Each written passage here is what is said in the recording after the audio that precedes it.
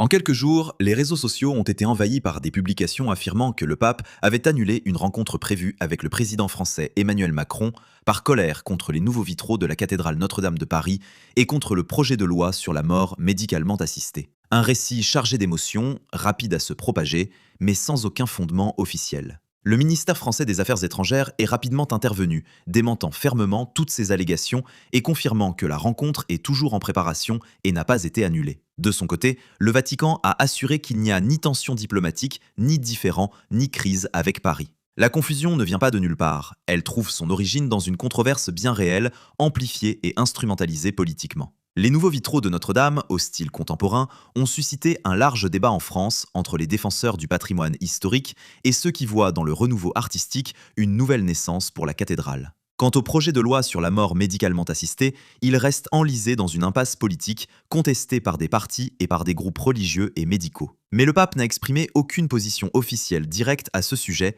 et ne l'a jamais lié aux relations entre le Vatican et les autorités françaises. Aucune rencontre annulée, aucune rupture diplomatique, aucun affrontement entre la France et le Vatican. À l'ère de l'information instantanée, le débat ne signifie pas nécessairement une crise et la viralité ne fait pas la vérité.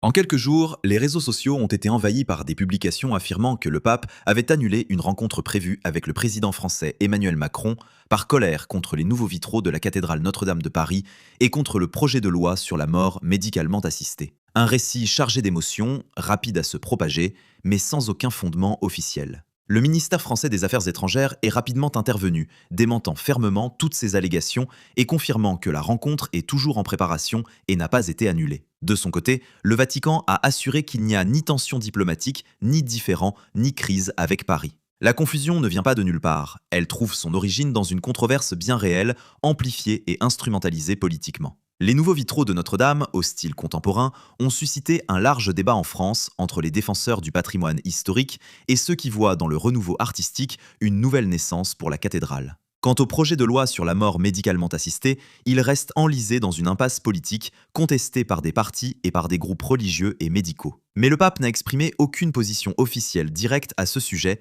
et ne l'a jamais lié aux relations entre le Vatican et les autorités françaises. Aucune rencontre annulée, aucune rupture diplomatique, aucun affrontement entre la France et le Vatican. À l'ère de l'information instantanée, le débat ne signifie pas nécessairement une crise et la viralité ne fait pas la vérité.